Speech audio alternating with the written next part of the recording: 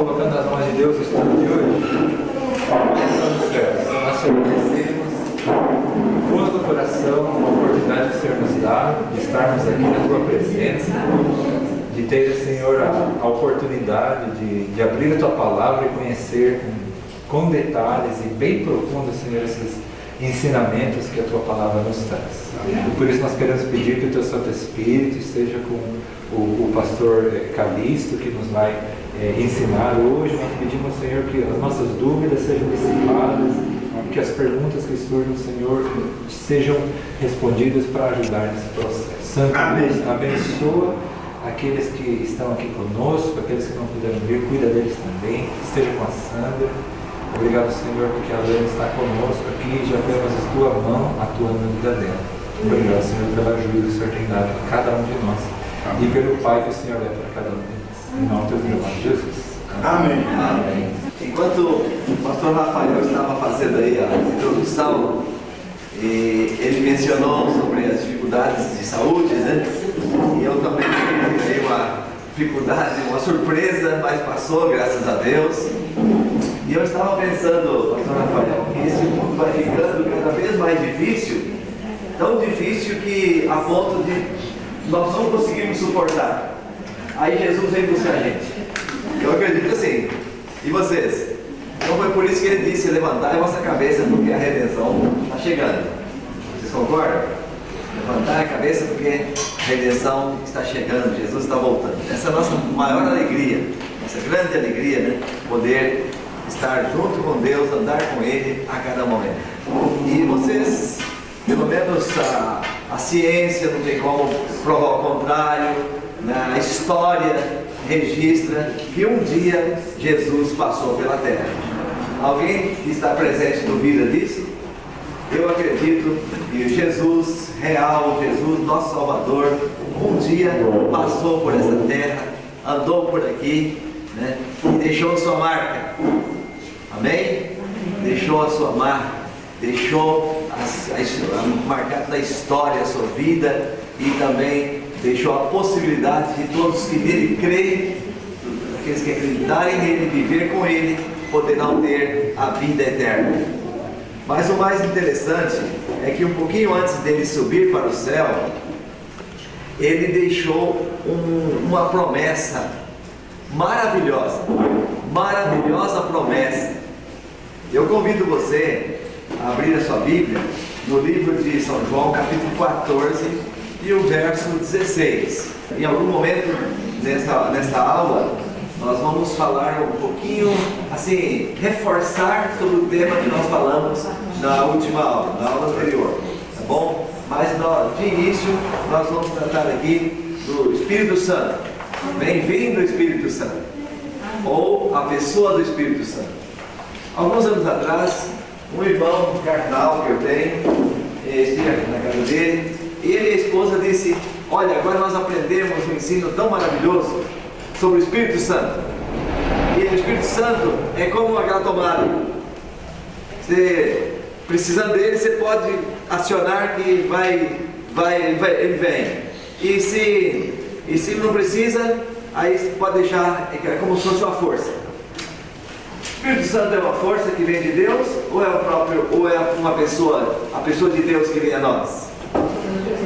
Então nós vamos tratar desse tópico porque existem muitas divergências, pensamentos divergentes acerca do tema.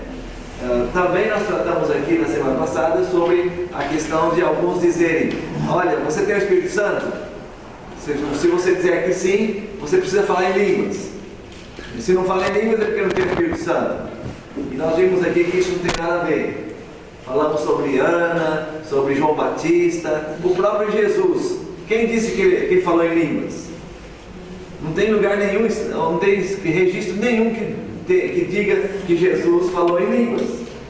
Mas ele tinha o Espírito Santo, ele nasceu pelo Espírito Santo, pregou pelo poder do Espírito Santo, viveu, tudo estava envolvido no Espírito Santo na vida de Jesus, e ele não falou em línguas.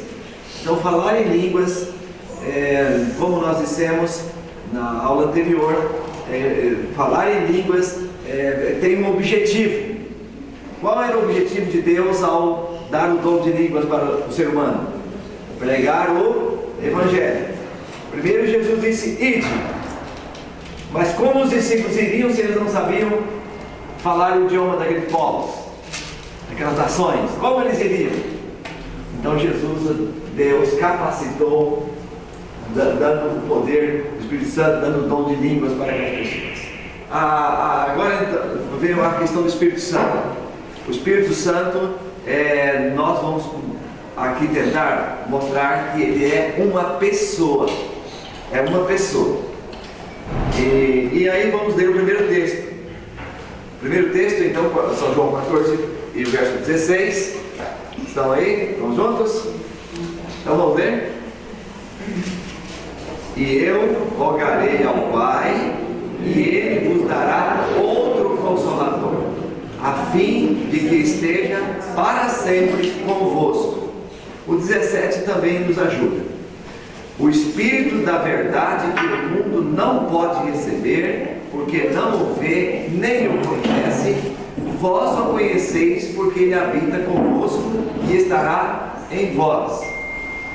Então, você pode ver aqui que Jesus está dizendo que Ele rogaria ao Pai, né, e o Pai daria outro Consolador.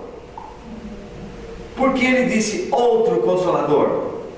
Nós não precisamos da língua original para ajudar a entender o texto. O texto por si já está dizendo, mas a língua original também nos ajuda.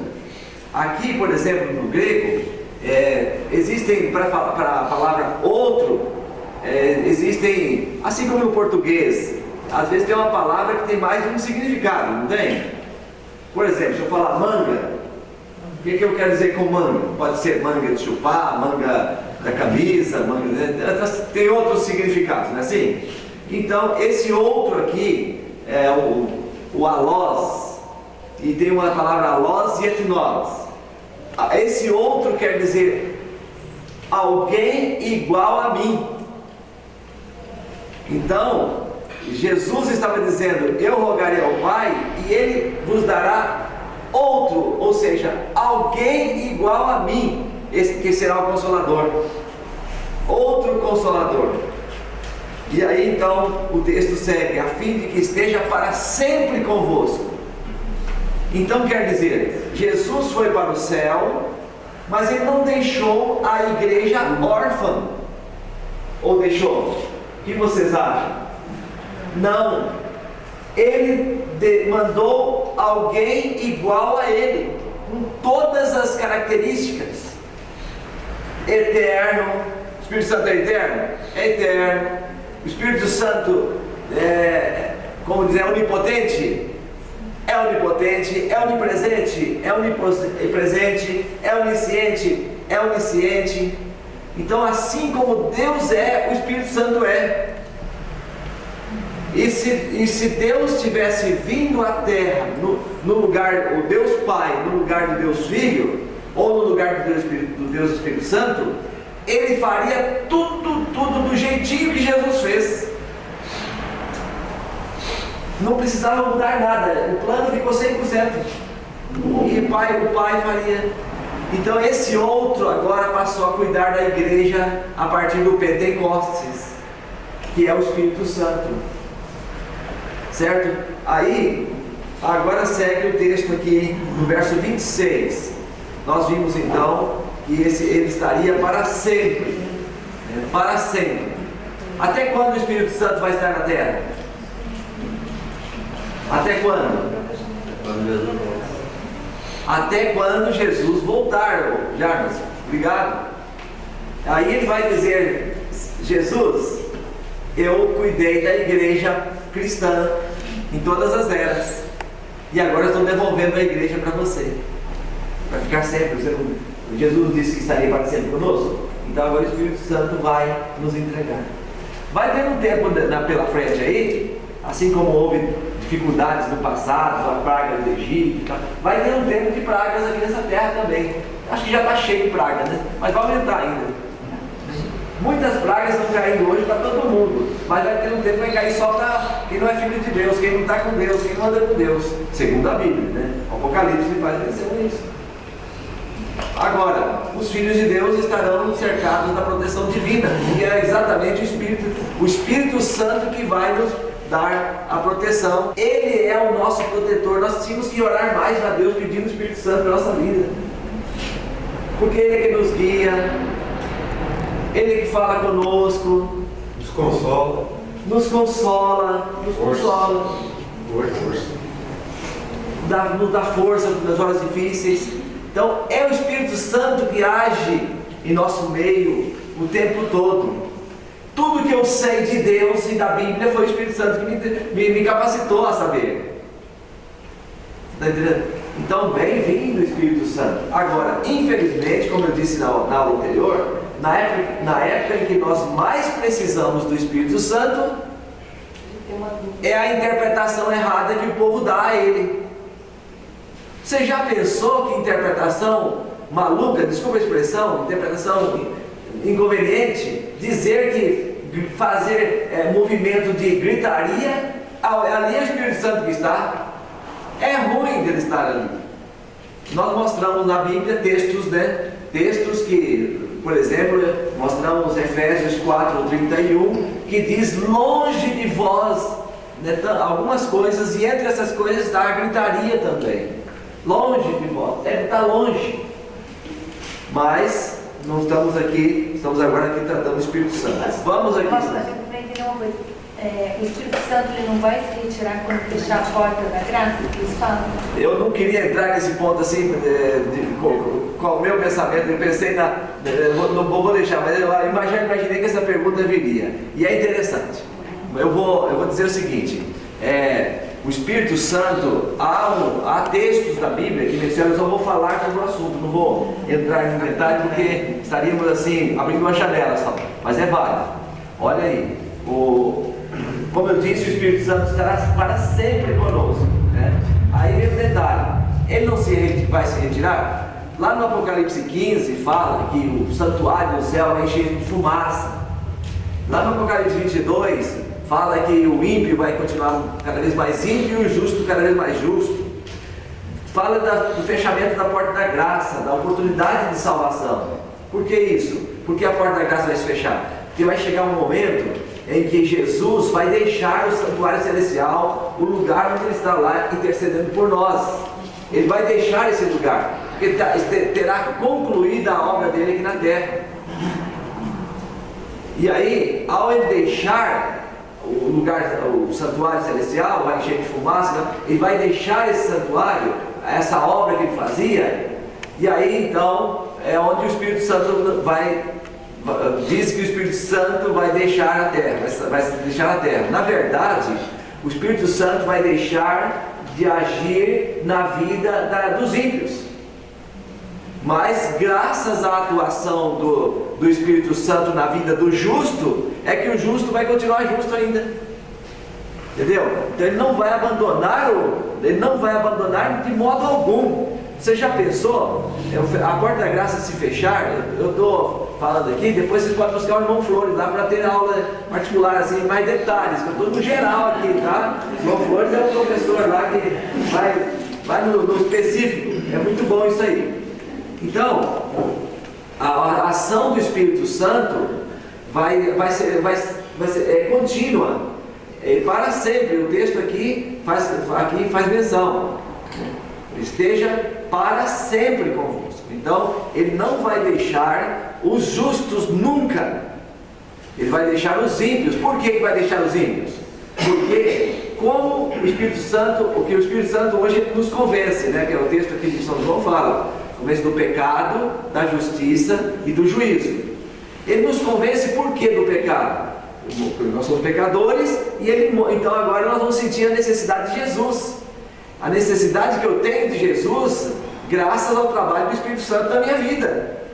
Está entendendo?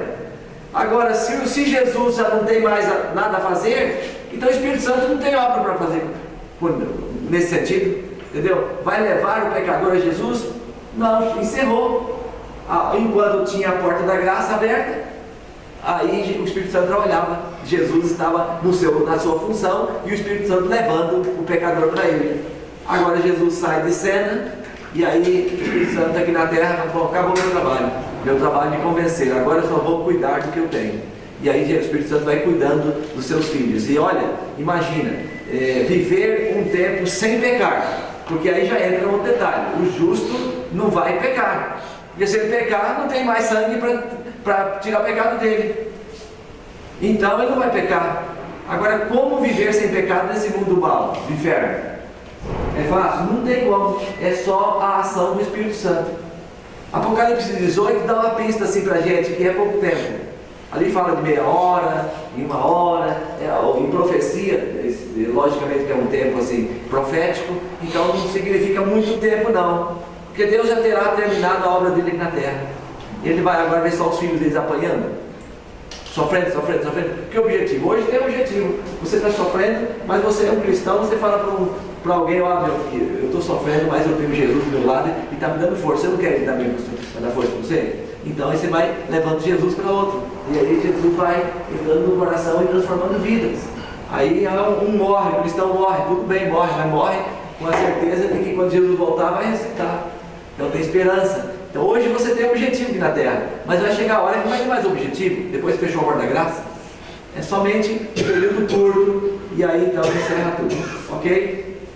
Não sei se eu dei essa explicação, tá bom? Então vamos andar. O verso 26, São João 14, veja o que diz aí. Mas o Consolador, o Espírito Santo, vocês querem ler comigo? Verso 26. Mas o Consolador, o Espírito Santo, a quem o Pai enviará em meu nome, esse vos ensinará todas as coisas e vos fará lembrar de tudo que vos tenho dito. Muito bem, aqui está dizendo tudo. Eu pergunto para você, está aqui o nosso amigo que está dando uma grande contribuição, gravando aulas aí, editando, maravilhoso trabalho, obrigado. Mas eu vou perguntar para você, não precisa nem responder não, mas essa máquina aí, estou vendo que ela tem assim um potencial tremendo, grande máquina. Mas essa máquina, ela tem alguma ação? Ela tem um aspecto humano? Ela faz obra para o ser humano, mas ela não é humana, naturalmente, é óbvio. É óbvio. Agora, eu dizer que o Espírito Santo é uma força e não uma pessoa, então eu tenho um problema aqui. Uma força ensina? Esta filmadora ensina alguma coisa? Lógico que o que tem dentro dela, que o autor que está por trás colocou, o que tem dentro vai nos ensinar alguma coisa diante daquilo que nós vamos ver. Mas ele ensina. Agora, o que ensina? Ensina é uma pessoa. Eu acho que eu não preciso ir longe, porque está claro aqui, não está? O texto está dizendo: esse vos ensinará. Esse está dizendo alguma coisa. Não é esse aqui não é o pneuma, porque no grego tem, para falar de espírito, temos duas palavras. Temos uma que se chama pneuma. O pneuma, esse pneuma vai ensinar? Não, aqui não usou a palavra pneuma, usou a palavra ekeinos. Ekeinos quer dizer uma pessoa. Então, para ensinar, tem que ter consciência, tem que ter mente, tem que ser pessoa. Não pode ser força. Então, essa doutrina que fala que é força, ela não tem uma direção bíblica. Não dá para se firmar na Bíblia. Não tem como já foi dito aqui, além dele ensinar, aqui fala que ele vai fazer lembrar também. Nossa vida! Para fazer isso não é uma pessoa humana pecadora, é um Deus. Pastor, Diga, irmão. interessante que o fato dele fazer lembrar significa que ele trabalha unido, o Pai, o Filho e o Espírito Santo. É a Trindade. No caso aí está fazendo menção de duas pessoas, de Jesus como pessoa e do Espírito Santo como pessoa. Então ele fazer com que o pecador se lembre de tudo aquilo que Jesus fez e falou e ensinou. Muito bem, irmão Flores. Mas eu ainda acrescento um detalhe. Lá em São Mateus 28, 19, Jesus disse, batizando-as em nome de quem? Do Pai, do Filho, do Espírito Santo. Alguns querem tirar esse texto. Por exemplo, existe um grupo maravilhoso aí, pessoal bacana mesmo, os Testemunhos de Jeová, mas eles não creem na Trindade. E tem muitos outros que não creem. Mas Jesus declarou, batizando-as em nome do Pai, do Filho, do Espírito Santo. E nesse texto, irmão Flores, olha o que Jesus disse: mas o Consolador, aqui o Paracletos, né? Aquele que está sendo enviado, mas o Consolador, o Espírito Santo, dá até o nome agora, o Espírito Santo, a quem o Pai enviará em meu nome. Aí Jesus citou a Trindade. Citou ou não citou, Léo? Ó, o Consolador que o Pai enviará em meu nome. Olha os três aqui. Trindade. Então eu pergunto, quem é mais antigo? O Pai, o Filho ou o Espírito Santo? Quem tem mais tempo de existência? Pai. São eternos três. Estou jogando casca de banana aqui, hein? Casca de banana. Desculpa aí, mas é só para vocês pensarem comigo. Então, nós temos uma linguagem humana, né? Jesus usou com muita frequência o termo Pai, e até ensinou a orar Pai Nosso, e subentende que o Pai tem mais idade do que o Filho, tá? Mas esta é uma compreensão humana. Em realidade, os três são eternos.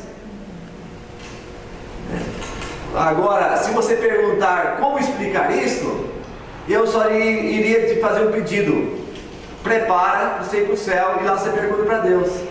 Eu não tenho resposta aqui. Você tem, Jarbas? Eu não tenho. É um mistério. A eternidade, eterno, não tem princípio, não tem fim, é eterno. Agora, existem questionamentos, mas como explicar a Trindade? Três em um? Como assim? Muitas pessoas utilizam o exemplo do casamento. Por exemplo, eu vou citar aqui um exemplo. Eu estou aqui, minha esposa está em outro local, mas nós somos um. Não é assim o casamento? Os dois se casam. Deus não falou assim em Gênesis 2, 22, 23 lá: deixa o pai, mãe, une-se a esposa, formando ambos o quê? Uma só carne.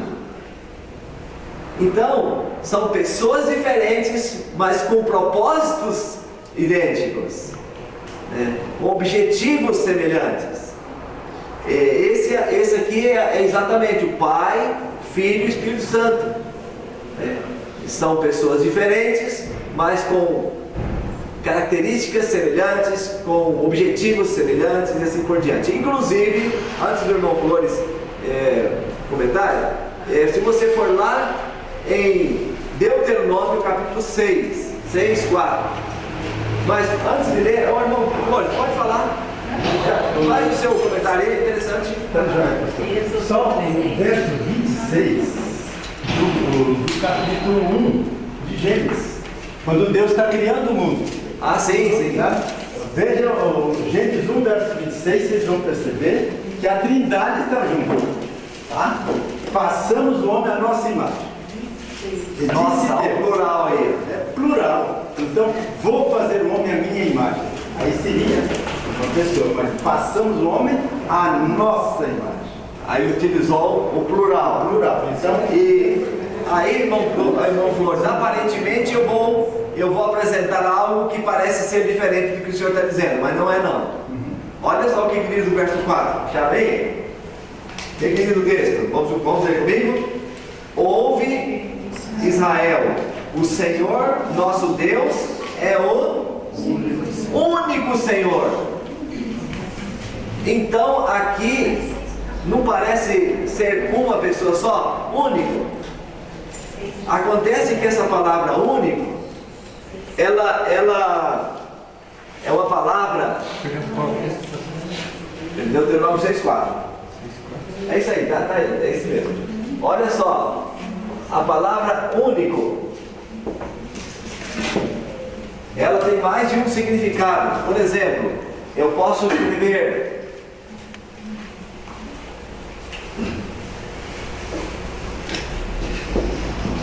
eu vou escrever no português. A palavra único pode ser escrita com a palavra com errad, com yahid, no hebraico.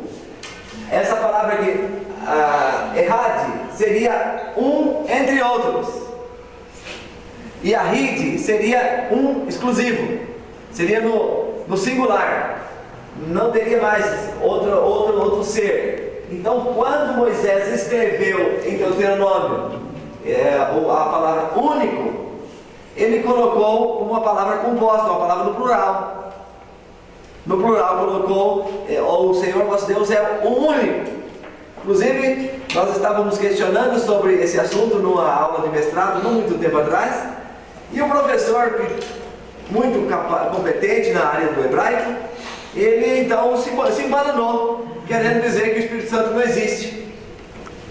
Aí ele falou que Deus é único, e aí citou Deuteronômio. Aí eu perguntei, Moisés utilizou aí errado ou yahid, professor? Aí ele falou errado. Eu falei, então por que você está falando que é único, exclusivo? Aí ele não teve que mudar assunto e não quis me dar conversa. Mas não tem condições, aqui está a palavra no plural que Moisés usou. E aí, se você vai lá em Gênesis 2:24, nós não vamos ler lá não, mas quando Moisés escreveu, deixa pai e mãe formando uma só carne, ele usou a palavra errade também, que seria um entre outros, ou seja, tem mais alguém, que é o cônjuge, é o esposo e a esposa, são dois, e é uma só carne. E assim então, queridos, o Espírito Santo, né, é um Deus, assim como Jesus é Deus, assim como o Pai é Deus. E aí, mas você pode me perguntar, me tem algum texto que fala que o Espírito Santo é Deus? Eu digo tem. Atos capítulo 5, é esse que nós vamos ler. Capítulo 5 de Atos, e o verso 3 e 4. Vamos juntos? Então disse Pedro, Ananias, por que encheu Satanás teu coração, para que mentisses ao Espírito Santo, reservando parte do valor do campo, conservando-o porventura não seria teu, e vendido não estaria em teu poder? Como, pois, assentaste no coração esse desígnio? Não mentiste aos homens, mas a Deus. Aqui Pedro deixa claro que Ananias mentiu para o Espírito Santo, e ele não estava mentindo para uma força ou para qualquer ser humano comum, não, é para Deus. O Espírito Santo é colocado como Deus também, tá certo? Então tá bem. Alguma pergunta mediante nós já falamos até aqui? Alguém quer comentar alguma coisa? Então eu só vou fechar esse assunto. A nossa maior necessidade hoje, qual é? Perguntaram para David Livingstone, que estava trabalhando como missionário na África. Uma excursão de jovens americanos foi para lá, um grupo foi para lá, e lá alguém fez essa pergunta: David Livingstone, nós sabemos que aqui tem muitas necessidades, as dificuldades são enormes. Qual é a sua maior necessidade? Nós queremos lhe ajudar. E David Livingstone então disse: de fato, aqui há muita pobreza, falta muita coisa, mas a nossa maior necessidade é do Espírito Santo de Deus. E você duvida disso? O que seria de nós sem o poder do Espírito Santo? sem o Espírito Santo na nossa vida? O que saberíamos sobre Deus, sobre o mundo, sobre o final de todas as coisas, o fim de todas as coisas, a essência de tudo? O que você saberia se não fosse uma obra do Espírito Santo em sua vida? E na minha vida também. O que nós saberíamos? Não estaríamos perdidos, né? Mas nós temos o Espírito Santo nos guiando a cada momento, a cada dia. Então, Ellen White, uma autora norte-americana, diz que são 3 os soberanos do universo: Deus o Pai, que é uma pessoa; Deus o Filho, que é uma pessoa; e Deus o Espírito Santo, que é uma pessoa também. E eles andam nesse terreno, buscando pessoas para levar para o céu. E você está no radar de Deus. No radar de Deus. Você crê nisto? Eu creio nisto. Estamos no radar de Deus. Estamos na rota de Deus. Se abrirmos o coração, Deus vai trabalhar e vai fazer nós pessoas aptas para morar no céu. E aqui então, agora eu trouxe um rascunhozinho aqui para destacar o Espírito Santo como um poder divino e como uma pessoa divina. Muitos estão atrás do poder divino, mas não da pessoa divina. E tem diferença? Olha só, se é um poder, eu vou desejar controlar esse poder. É uma coisa boa, então eu vou ter controle. É como uma máquina que tem poder, tem muitos recursos para nos oferecer. Então eu vou ter esse desejo de controlar esse poder, saber mais o manual, como funciona esse poder, para que eu possa controlar. Mas se for uma pessoa, eu vou buscar, orar para que ele se apodere de mim, que ele tome conta da minha vida. Se for uma pessoa, se for um poder, eu vou lutar para que ele faça a minha vontade. Eu vou por esse caminho, vou fazer isso, vou fazer aquilo, eu vou tentar controlar. Mas se for uma pessoa, eu vou entregar a ele a minha vida. Tem diferença ou não tem? Tem diferença. Um poder, aí é o que muitos fazem. Eu tenho o poder do Espírito Santo, eu falo em línguas. Você não tem, então eu estou na sua frente. Eu vou sentir orgulhoso, sentir superior às pessoas. E é o que alguns fazem, quando na realidade, a pessoa divina, o Espírito Santo, me torna humilde, me torna uma pessoa dele, diante do seu grande amor, do que ele faz por mim, me torna uma pessoa diferente. E aí vem um detalhe: quando uma pessoa tem o Espírito Santo, ela não sente orgulhosa. Por quê? Quais são os frutos do Espírito? Quais são os frutos? Ou qual é o fruto do Espírito? É como se fosse uma laranja, é interessante ali, Gálatas 5:22. Ali fala, se eu não me engano, 8 virtudes: amor, paz, longanimidade, benignidade, mansidão, domínio próprio e outros mais. Só que uma pessoa não tem como ela ter o Espírito Santo e ficar só com uma característica dele. Por exemplo, eu tenho o Espírito Santo, eu falo em língua, mas só que tem língua solta do outro lado, e do outro lado fala em línguas. Tem o Espírito Santo, mas ele rouba. Por outro lado, ele diz que tem amor. Não dá, é igual a laranjas. A laranja, para ela estar completa, tem que ter todos os rombos. Sim ou não? Assim, dessa maneira é o Espírito Santo. Para nós termos o Espírito Santo, temos que ter todas as características. Nós temos que ter mansidão, tem que ter domínio próprio, tem que ter amor, alegria, paz, bondade, benignidade. São várias características que nós temos quando o Espírito Santo está em nós, toma conta da nossa vida. Ele não muda aspectos, Um aspecto, uma laranja tem um gomo podre e os demais gomos estão perfeitos. A laranja, ela apodrece e estraga tudo. Ou ela está boa, tudo. Assim também nós, ou estamos bem com Deus, né, e o Espírito Santo toma conta de nós, ou nós não temos, ou podemos perder até o céu. Vocês estão entendendo? São pontos assim que nós devemos ponderar, né? Destacar. São pontos importantes.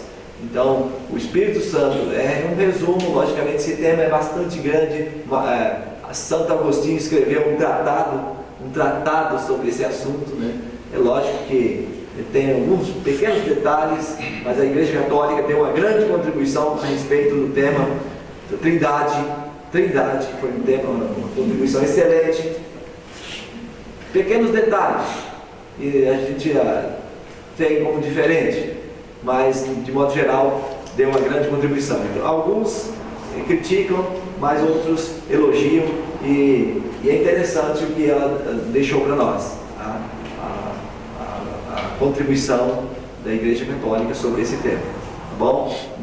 Agora, nós vamos tratar aqui outros aspectos que nós falamos na aula anterior. Agora vamos mudar um pouquinho, tá bom? Nós falamos aqui sobre o dom de línguas. Tem alguma dúvida sobre esse tema? Alguém tem alguma pergunta para fazer sobre o dom de línguas? Nós já falamos, deixamos claro, eu espero que tenha ficado claro. Mas nós falamos também um pouquinho sobre milagres. E eu queria terminar esse tópico porque sempre as pessoas questionam milagres. Acreditamos ou não acreditamos em milagres? Nós somos frutos do milagre.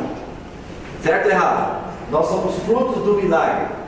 Deus, até Jesus veio à terra por milagre. Tá certo ou errado? Atos, vamos aqui ao livro de Atos, capítulo 2, verso 22. Eu já vim com esse propósito de buscar terminar o tema anterior e aí fazer o novo. Eu preferi passar o novo e agora nós vamos para o tema anterior. Então vamos ver. Varões israelitas, atendei a estas palavras. Jesus, o Nazareno, varão aprovado por Deus diante de vós, com milagres, prodígios e sinais, os quais o próprio Deus realizou por intermédio dele entre vós, como vós mesmos sabeis. Então, o texto está nos dizendo que Jesus foi aprovado, varão aprovado diante de Deus, diante de vós, com o quê? Com milagres. Então, a ação divina, a ação de Deus na vida de Jesus foi um milagre. Tem como explicar o nascimento de Jesus? A ciência não explica como pode, né? Para que haja o nascimento de uma criança, precisa ter a junção do óvulo com o esperma. Vocês conhecem toda a história. Jesus não passou por esse processo, não. Foi tudo diferente. E ele nasceu. É um mistério. É um mistério. Como pode Deus deixar a sua posição e se transformar num embriãozinho? Dá para explicar isso? Chama-se o quê? Milagre. Um mistério, né? Então, Jesus foi um grande milagre, mas ele também autorizou seus discípulos a fazerem milagres. Sim ou não? Veja só, Atos capítulo 3, no verso 1 até o 10, vai falar sobre isso.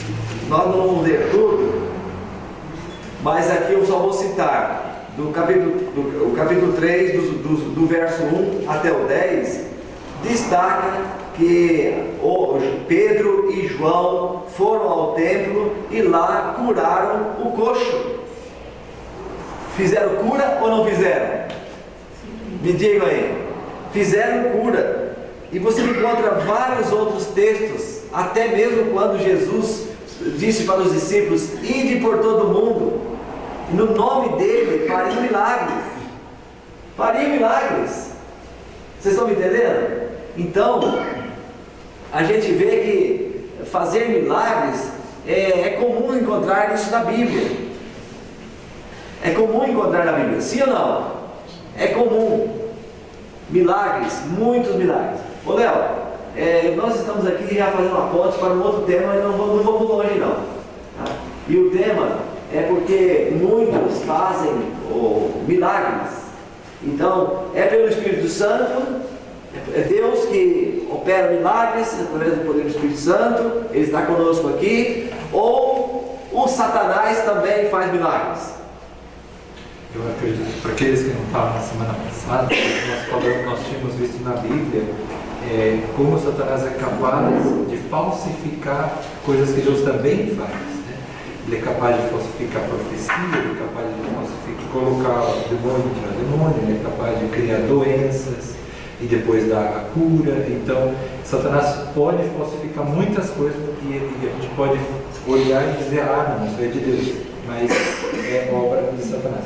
Então é por isso que a gente está fazendo a diferença hoje, né? E o pastor está mostrando. A gente falou que milagre na semana passada é uma ênfase que não deveria ser atual, mas que sim está presente, né?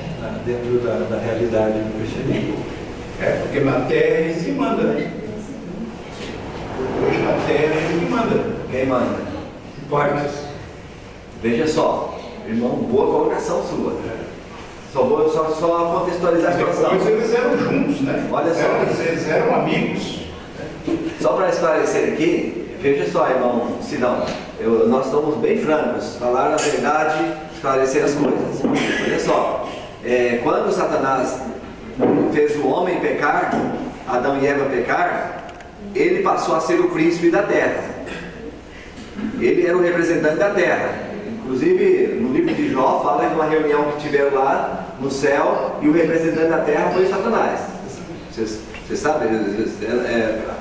Jó capítulo 1, Jó capítulo 2 fala dessas reuniões que houve no céu.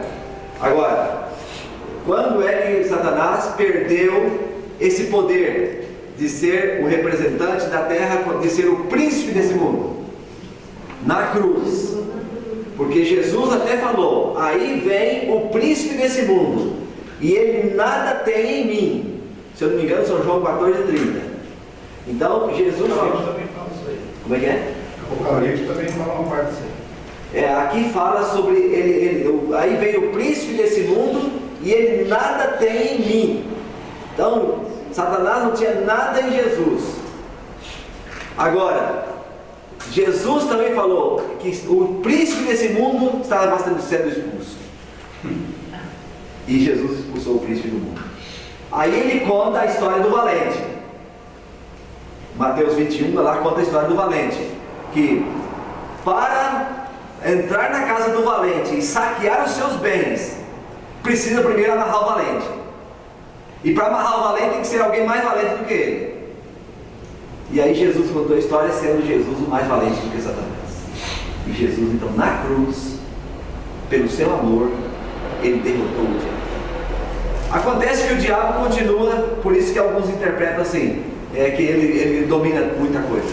Olha só, Satanás é como se fosse um soldado sem cabeça. Sabia? Você imagina, dizem que é uma lenda, né? Que fala que numa guerra tinha um soldado que estava guerreando. Aí chegou um outro soldado e disse: ô amigo, você está guerreando, matando tanta gente, mas você já perdeu a cabeça, rapaz, está sem cabeça. Aí de repente aquele soldado caiu e morreu. Satanás, ele está perdido, assim, derrotado. Ele já perdeu a soberania dessa terra há muito tempo, mas ele continua como um soldado sem cabeça, destruindo muita gente. E aí quando Jesus regressar, ele vai ser preso. E quando, depois de 1000 anos, nós já falamos isso aqui, ele vai ser o quê? Destruído para sempre. Morto, queimado, morto para sempre. Então hoje, ele tem força sim, e muita força. Ele está como um leão, que ruge, tentando destruir. Mas Deus, em Jesus, nos dá a vitória quando nós entregamos a vida. Assim, queridos, vamos voltar aqui. Satanás tem poder para fazer milagres também. Então nós falamos, e o pastor Rafael deu uma boa contribuição aqui, mostrando que ele tem poder sim. Vamos ler textos da Bíblia que falam sobre isso? Efésios capítulo 2 e o verso 2 também. Nos quais andastes outrora, segundo o curso deste mundo, segundo o príncipe da potestade do ar, do espírito que agora atua nos filhos da desobediência. Então Satanás atua aonde? Nos filhos da desobediência. Ele tem esse poder. Tem ou não tem? Ele tem esse poder. Nós também encontramos em Apocalipse capítulo 13, verso 3, um outro texto. Vamos lá? Apocalipse 13, verso 13. Também opera grandes sinais, de maneira que até fogo do céu faz descer a terra diante dos homens. E aí? Satanás, até fogo do céu pode fazer descer diante dos homens. Ele não é moleza não. Ele tem um poder assim indescritível. Indescritível. Segundo um grande pregador do nosso século, ele conta a história, ilustra que Satanás é como uma criança que vê uma barata no chão e aí dá uma pisadinha na barata. Aí quando a barata está meio bem tonta, ele solta e ela tenta fugir, ele volta ali e judia mais da barata. Aí depois solta de novo e vai sempre assim, tentando até matar a pobre barata. Assim o inimigo faz também. Ele vem no ser humano e vai tentando, roendo pelas beiradas, se for necessário, vai direto e não poupa nada. Não poupa uma criança inocente, um idoso enfermo, nada, não poupa. A obra dele, Jesus falou em São João 10, né? É matar e destruir. Matar e destruir. E até fogo ele faz descer do céu. E peraí, de fogo do céu não encanta as pessoas? Não arrasta seguidores? Fogo do céu descendo, você vê aí um clarão vindo do céu em direção à terra. Muita gente vai correr para falar de Deus voltando. Deus voltando, está na cara, é Jesus voltando. Mas pode ser também uma ação do diabo, até isso. E fora isso, muitas outras coisas. Aí é indescritível o que ele pode fazer. Inclusive, 2 Coríntios capítulo 11, verso 14, nós até citamos aqui outra vez, mas nós vamos repetir. E não é de admirar, porque o próprio Satanás se transforma em quê? Anjo de luz. Anjo de luz. Não é muito, pois que os seus próprios ministros se transformam em quê? Ministros de justiça. E o fim deles será conforme as suas obras. Olha só, meus irmãos. Aqui está dizendo que ele se transforma em anjo de luz. E não pensa que ele chegou para Jesus ali como um demôniozinho lá com chifre, um negócio assim, não. Ele chegou para Jesus lá no deserto da tentação. De que maneira? Como um anjo. Até Jesus pensou que fosse um anjo de Deus para ajudá-lo naquela hora difícil. Mas por isso que aquela expressão que diz assim, nem tudo que reluz é o quê? É ouro. Nem tudo que reluz é ouro. Por trás de grandes coisas aí que você vê, que te encanta, você tem que agora descobrir os fatos. Como você vai provar que é verdade? Desculpa, eu vou citar aqui um exemplo. Eu sou natural ali perto da região perto de Maringá, mas na época, quando eu era ainda na minha infância, fomos para Cascavel, região de Cascavel. E o vizinho do meu pai, tinha a sua esposa, ela estava com uma ferida na perna que nunca sarava, nada curava. Aí ela soube de um missionário que estava aqui em Curitiba. Isso aí foi na década de 70, assim, talvez 74, em torno disso aí. Aí, alguns aqui nem tinham nascido. Aí, o que aconteceu? Né, rapaz? Aí o que aconteceu? Ele falou assim, e aí passou no rádio: você que tem problemas de saúde, qualquer problema, venha pra cá que vai ser curado, não sei o quê. E fez aquela festa. E ele se empolgou e comprou a passagem e veio parar aqui em Curitiba.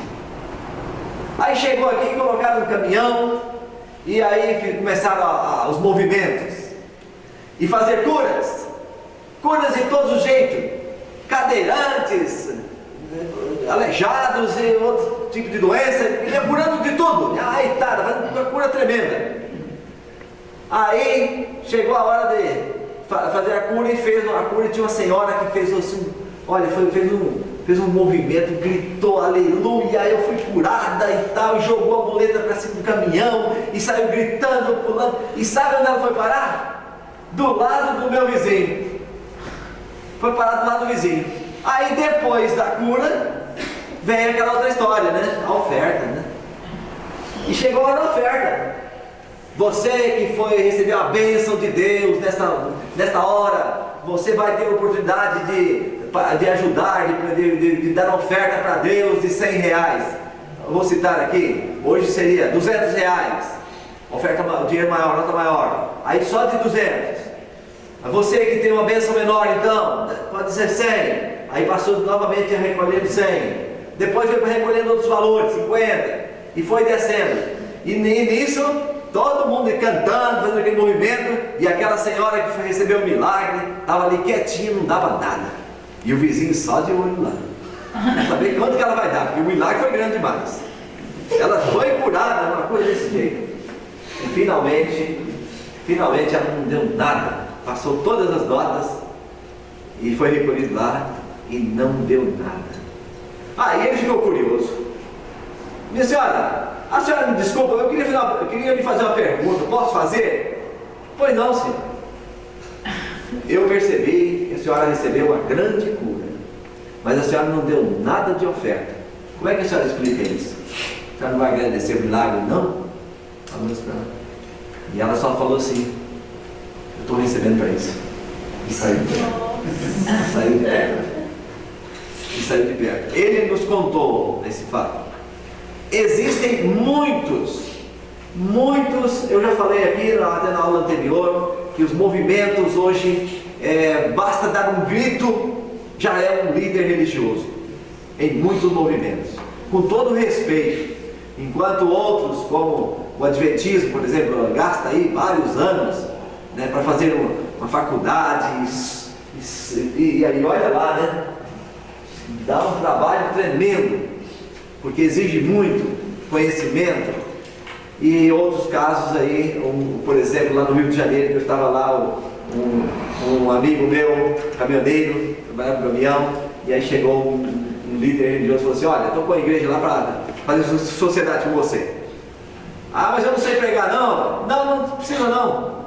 Você não precisa pregar não. Você vai só liderar a igreja, a metade dos dízimos, a metade é sua, a metade é minha. Não faz um negócio assim, não. E aí tornou-se, infelizmente, um meio de ganhar dinheiro, com todo respeito, mas trouxe muito descrédito ao cristianismo. É a igreja modelo congregacionalista, porque tem a igreja modelo representativo, né, tem o modelo papal e tem o modelo congregacionalista, que tudo que junta fica para o líder. Então o líder torna-se um empresário, modelo bem com força. Isso acontece. Agora, Deus está acima disso, e Deus tem uma igreja.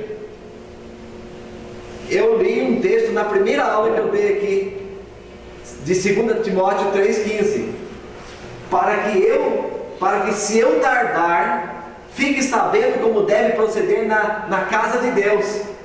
Aí o texto fala: na igreja do Deus vivo, que é a coluna e baluarte da verdade. Então Deus tem uma igreja que chama-se a igreja do Deus vivo. E aí, mas hoje o fator milagre tem sido um ponto forte. E eu citei também na aula passada Mateus 7, 22, 23. Ali fala que muitos que farão milagres, né, expulsarão demônios, que mais? Profetizarão. vão dizer para Jesus: Senhor, nós não fizemos tudo isso. E Jesus vai falar o quê? Afastai-vos de mim, maldito, porque eu não te conheço. Então eu preciso saber o caminho. Como que eu vou saber que eu estou agradando a Deus ou não? É milagre? Então a gente percebe que Deus faz milagre, mas o diabo faz, ou os mensageiros dele fazem também. Vocês têm dúvida quanto a isso? Acho que não. Agora, vamos convir. Tem milagres fortes que ele fazem por ele. E tem milagres também, muitos milagres são milagres, dor nas costas, né? Dor de dente, que são diferentes dos milagres que Jesus operava. Jesus fazia o aleijado andar, Jesus fazia o cego enxergar, Jesus fazia o morto ressuscitar. Então milagres que a medicina da época não dava conta e Jesus dava conta. Vocês estão entendendo? Agora, os milagres de hoje muitas vezes são genéricos, são milagres assim que qualquer remédio da farmácia já resolve. Tem coisas, mas também tem milagres que são fortes, que eles fazem também. Porque se Satanás faz descer fogo do céu, o que sobra para ele? Né? O que não pode fazer? Então tem essas coisas, né? Tem essas coisas. Aí vem aquela pergunta: é possível receber cura aonde não tem a verdade?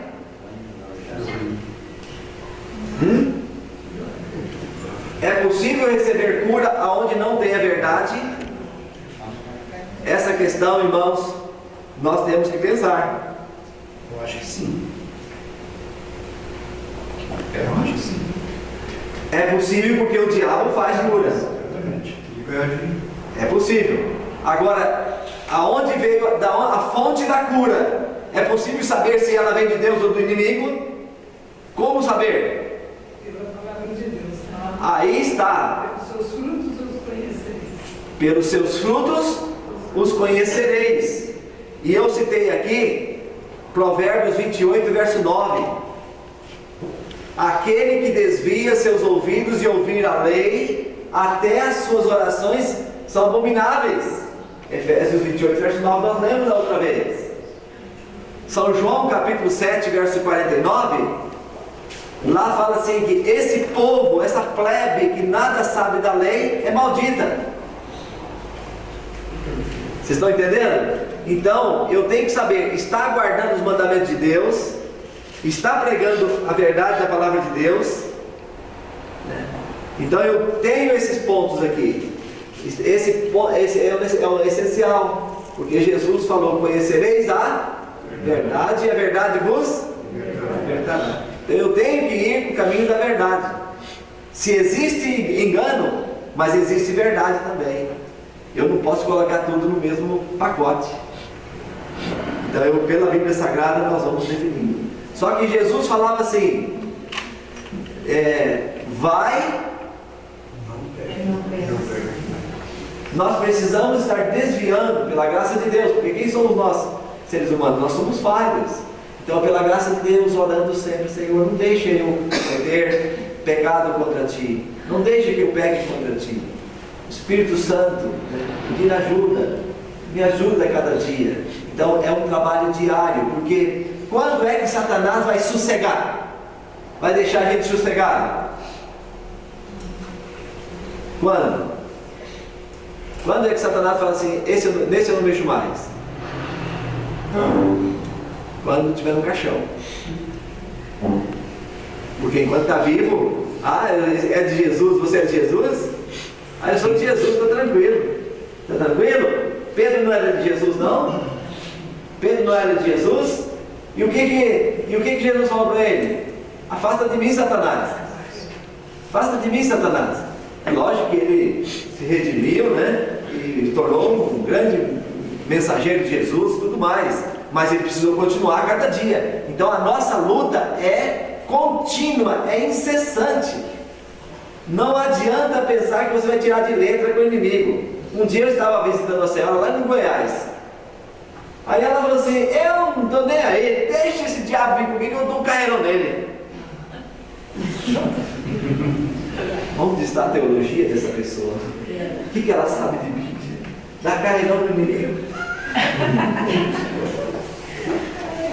inimigo tem domínio dentro das religiões e tudo. Ele vai onde a gente não imagina. Igrejas, temos que estar orando cada dia, cada momento, e orando e buscando a verdade, porque nós podemos ser pegos de surpresa pelo inimigo. Pedro falou, ele anda rugindo como leão. E Paulo falou que em Efésios 6 ali, nós lemos também na primeira aula, Paulo falou que nós temos que estar revestidos e de toda a armadura de Deus, e entre essas armaduras está a verdade. É um revestimento, aí você se protege revestindo com a verdade da palavra de Deus. E assim, queridos irmãos, para que você possa descobrir ou discernir uma verdadeira cura, você pode fazer algumas perguntas. O operador de milagres ensina a pessoa a fazer a vontade de Deus, guardar os mandamentos. Está ensinando ali, aí você vai para lá, tudo bem, está ensinando. O operador de milagre exalta a Jesus Cristo ou faz de Deus e de Jesus um agente de publicidade. É uma outra questão. Apega ao texto bíblico e ensina a obedecer. Como faz? Mostra que o nosso corpo é o templo do Espírito Santo. Então, meus irmãos, a obediência aos mandamentos de Deus é o veículo, é o meio que Deus usa, o único meio que Deus usa para separar os seus filhos. Então, irmãos, nós vamos encerrar esse tempo. Só que eu vou deixar no ar essa pergunta. Você está buscando o caminho de Deus na verdade? Você tem desejo de ir para o céu? Eu tenho falado com Deus, Senhor, algumas coisas eu não queria parar na minha vida. É de pregar, de falar do Evangelho e lutar pela minha salvação. Eu acho que esse é o seu desejo também. E, queridos, no meio de tantos holofotes que existem no mundo de hoje, você está focando o caminho que Deus pede que você siga, seguir a verdade de Deus, a sua palavra, guardar os seus mandamentos. Esse tem sido o seu desejo cada dia. Que Deus abençoe você. E que a sua decisão nesta noite seja: quero me apressar em viver a dimensão do Evangelho de Deus, de Jesus. Quero viver o que está escrito, assim diz o Senhor. Vocês viram em Mateus 4 que o diabo tentou ensinar a Bíblia para Jesus? Ou não tentou? Tentou, irmão Flores? E será que ele não tenta ensinar a Bíblia para a gente também? Então, nós, com todo respeito, você sabia que vários teólogos, principalmente nos Estados Unidos, têm ido para as universidades adventistas para aprender mais, principalmente as doutrinas do santuário? Algumas doutrinas principais estão indo para lá para buscar conhecimento, porque nós estamos num tempo que a Bíblia está sendo tratada como um lixo, ou seja, cada um interpreta como quer, do jeito que quer. A Bíblia deixa de ser a sua auto-intérprete. E nós estamos vendo muitos holofotes brilhando, mas são luzes de vagalume. Pisca, mas é falso. Não clareia o caminho de ninguém. E Jesus deixou claro que a verdade está para ser praticada, vivida, principalmente nesse tempo quando o fim está chegando, o fim de todas as coisas. Que Deus nos ajude e guarde. E na próxima semana nós teremos aí temas maravilhosos, maravilhosos. Eu pensei, nós temos aqui uma série de temas, eu vou falar com o Rafael e vai colocar. A gente avisa para vocês. Gente, eu acredito que somos muito privilegiados Por muito tempo a Igreja Adventista ficou conhecida no mundo como a Igreja da Bíblia, o povo da Bíblia, por uma razão especial. Essa semana, uma amiga de uma interessada que veio à igreja, né, ela participou de uma atividade com as crianças de 6 a 10 anos. E ela ficou impressionada porque as crianças sabiam tanto da Bíblia, coisas que ela não sabia, né? E as crianças daquela idade sabiam muito mais que ela, que passou anos numa igreja evangélica. Então, e daí conversando com a Gisele, né, a gente está fazendo uma classe, mais ou menos uma classe, às quintas-feiras no canal de televisão.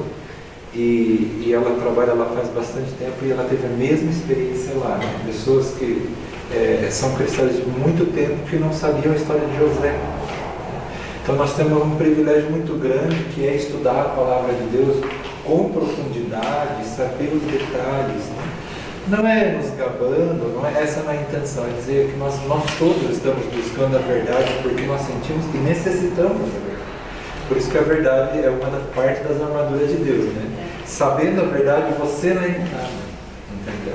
Sabendo a verdade, você sabe onde você pode pisar e onde você não pode. Então, a gente está no lugar certo, né? Eu louvo a Deus para isso. O que estamos fazendo aqui, nós estamos atendendo uma ordem de Jesus. João 5, verso 39. Se alguém quiser abrir a Bíblia e ler, vocês vão ver. João 5, verso 39. O que nós estamos fazendo aqui agora. Mas quem mandou fazer isso não foi pastor de igreja, foi o próprio Jesus Cristo. Abre a Bíblia de vocês para você saber por que temos esse método de estudo da Bíblia. Verso 39. Isso. Se alguém pode ler um voluntário. Pastor, o senhor tem de nós citar esse texto? Poxa, o senhor vai pegar dele. Quem quer ler, pode ler. Examinai as Escrituras, porque julgais ter nelas a vida eterna, e são elas mesmas que testificam de mim. Quem está falando isso? Jesus. E ele colocou o verbo no imperativo. Examinai. Uma ordem. Porque a Bíblia testifica de Jesus. Jesus é o nosso Salvador. Então, para nós conhecer a obra de Deus, nós temos que abrir a Bíblia. Não tem outra saída. Estamos muito felizes pela oportunidade que tivemos de estudar a palavra de Deus. E como, antes de nós fazermos a oração final, nós temos uma pessoa que não está conosco, a Sandra.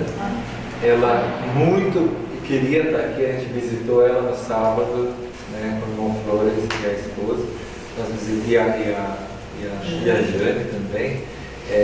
E ela ficou muito feliz com a nossa visita, que ela falou coisas boas daqui, o que já tem mudado na vida dela depois que ela começou o estudo aqui. Infelizmente, pela situação de saúde, ela não pôde estar com a gente nas reuniões anteriores Nós continuamos orando, né, para que isso seja possível. Vamos fazer então a oração final. Nosso Deus maravilhoso, nosso Pai querido, muito obrigado, porque o Senhor nos ama e a cada dia cuida de nós enquanto vivemos nesse mundo. Amém. Obrigado, Senhor, pelos estudos da Tua Palavra, que o Senhor está nos concedendo o privilégio de termos aqui. Obrigado, Senhor, por esta noite, por nossos amigos estarem aqui, os nossos irmãos, estudando esses temas tão relevantes para a nossa vida. Ó Senhor Deus, queremos nesse instante também lembrar da Sandra, lembrar e agradecer ao Senhor pelas vitórias que ela tem conseguido. Amém. Através do Teu poder. Amém. Ó Deus amado, queremos pedir uma bênção para a vida dela, para os sonhos que ela tem, também para pedir pela saúde dela e que ela possa viver dias felizes ao Teu lado até Jesus chegar. Amém. Que ela possa estar fazendo parte daqueles que irão viver no céu com Jesus. Amém. Aceite o nosso agradecimento e despeça agora a todos nós com a Tua paz, com a Tua bênção e proteção, em nome de Jesus. Amém. Uma noite abençoada para todos vocês. Amém.